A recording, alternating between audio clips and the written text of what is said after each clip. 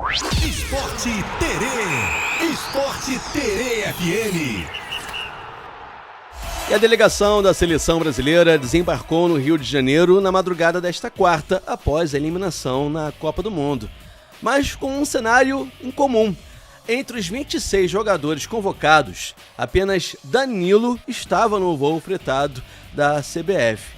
O goleiro Léo Nanete, do Flamengo, também estava no voo. Ele participou da preparação da seleção durante a Copa, mas não estava inscrito entre os 26 convocados para o torneio. Então, dos inscritos, só Danilo estava nesse voo fretado. O voo foi disponibilizado pela CBF e era opcional para os jogadores. Apenas Danilo optou, então, por retornar nesse voo. Durante o desembarque, os jornalistas presentes foram informados que Danilo deixaria o aeroporto pelo Salão Nobre. O jogador, porém, mudou de ideia e deixou o local pela saída principal. E ele decidiu não falar com a imprensa. Rodrigo Caetano, coordenador executivo, e Juan, coordenador técnico da seleção, também desembarcaram junto com a delegação. Na saída, Rodrigo Caetano disse que a seleção não terá um ciclo como foi o anterior. Essa estabilidade dada à comissão técnica agora é um aspecto positivo e que, por mais que o resultado na Copa não tenha sido esperado por todos, claro, né? Muitos jogadores jovens ganharam minutagem, foram bem aproveitados e até se afirmaram nesta Copa do Mundo, disse aí o Rodrigo Caetano. Ao todo, 7 jogadores da seleção atuam no futebol brasileiro. Danilo, Léo Pereira, Alexandro e Lucas Paquetá, do Flamengo, né? Também Neymar, do Santos, Everton, do Grêmio e o Danilo Santos, do Botafogo. Mesmo assim, apenas Danilo, como eu falei, retornou no avião fretado pela CBF. E olha, Jorge Jesus está perto de ser anunciado como novo técnico da seleção de Portugal, treinador que a torcida do Flamengo conhece bem. Segundo o jornal A Bola, o técnico de 71 anos deve assinar contrato até 2030 e receber pelo menos 4 milhões de euros brutos por ano, cerca de 23,6 milhões de reais na cotação atual. O valor é bem inferior ao salário que Jorge Jesus recebia no Al Nassr, da Arábia Saudita. De acordo com a publicação, o técnico ganhava 12 milhões de euros por ano no clube saudita, aproximadamente 70 milhões de reais por ano, né, quando estava na Arábia. E agora está prestes a ser o técnico da seleção de Portugal. E o Botafogo avançou na contratação do zagueiro Lucas Monzon, de 24 anos. Ele pertence ao Racing de Montevidéu, mas estava emprestado ao Júnior Barranquilla, da Colômbia.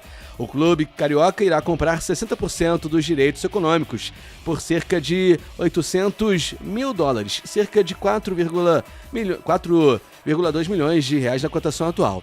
O contrato será válido até o fim de 2029. Vale lembrar que, no momento, o Botafogo está punido pela FIFA com 5 transfer bans e está impedido de registrar novos jogadores. Mas está aí no mercado e está aí também na batalha para resolver isso, né? Precisa pagar. O Lucas Monzon já está no Rio de Janeiro e realizou exames médicos. Os clubes entraram em acordo nos últimos dias e a previsão é que o contrato seja assinado nesta semana. Ainda falando do Botafogo, Danilo Santos não jogará pelo time no retorno do Brasileirão. No próximo dia 16, o Botafogo encara o Santos para a 19ª rodada. Mas o clube deu folga de 10 dias ao volante, que disputou a Copa do Mundo com a seleção brasileira. E o único representante do Vasco na Copa do Mundo despediu-se da competição nesta terça. A Colômbia de Andrés Gomes perdeu nos pênaltis para a Suíça após o empate em 0-0 no tempo regulamentar e foi eliminado nas oitavas de final. A participação de Gomes entre os 26 convocados da seleção de Nestor Lorenzo rendeu aos cofres do Vasco. A FIFA paga uma diária de $5 mil, cerca de 25 mil reais, durante o período de preparação oficial para a competição, que é contabilizado a partir do dia 1º de junho até o dia seguinte à eliminação do atleta. Dessa maneira, então, Andrés Gomes renderá cerca de $185 mil, cerca de 956 mil reais. Então, é um dinheiro bom que entra no Vasco da Gama por conta da participação do colombiano Andrés Gomes na Copa do Mundo. Bom, a Copa do Mundo não tem jogo hoje, tem uma pausa, né? Volta amanhã, mas tem bola rolando aí para amistosos, né? De Flamengo, também do Fluminense. O Flamengo encara o Lausanne Sport da Suíça em amistoso nesta quarta às 4h30 da tarde, no horário de Brasília, no estádio do Algarve, em Portugal. O jogo é o primeiro entre as equipes na história. O duelo é parte da intertemporada das equipes em terras portuguesas. Os amistosos terão substituições ilimitadas dentro das 3 paradas possíveis.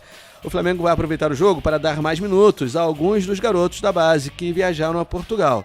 O técnico Léo Jardim continua sem poder contar com os 9 convocados: Arrascaeta, Varela, De La Cruz, Léo Pereira, Alexandro, Danilo, Paquetá, Plata e Carrascal. Nenhum deles irá para a intertemporada. Léo Ortiz também segue fora em recuperação de lesão. Vamos então para a provável escalação para a partida de hoje. Andreu, Royal, João Vitor, Vitão e Ayrton Lucas, Everton Araújo, Saul e Luiz Araújo ou Lohan, Wallace, Ian, Cebolinha e Bruno Henrique. Bom, e o Fluminense tem pela frente hoje um amistoso contra o Nova Iguaçu. A partida será realizada nesta quarta no Maracanã às 8h30 da noite. O Fluminense terá o seu elenco principal para o jogo, porém dará rodagem ao elenco que pode misturar titulares e reservas em campo. O destaque é Hulk, que fará a sua estreia diante da torcida tricolor no Maracanã hoje. Outro reforço, o zagueiro Thiago Silva, deve ser preservado na partida e a sua presença não é garantida. O atacante Canóbio, que está de férias após disputar a Copa do Mundo com o Uruguai, é ausência também. Vamos então para a provável escalação do Fluminense. Fábio, Guga ou Samuel Xavier, James, Freitas e Guilherme, Arana ou René, Hércules, Martinelli e Lúcio Acosta, Hulk, Savarino e John Kennedy ou Serna. Tá aí a provável escalação do Fluminense, que hoje encara o Nova Iguaçu em amistoso no Maracanã. E ontem, pela Copa do Mundo, a Argentina, com uma virada histórica, né? Venceu por 3-2 o Egito e tá nas quartas.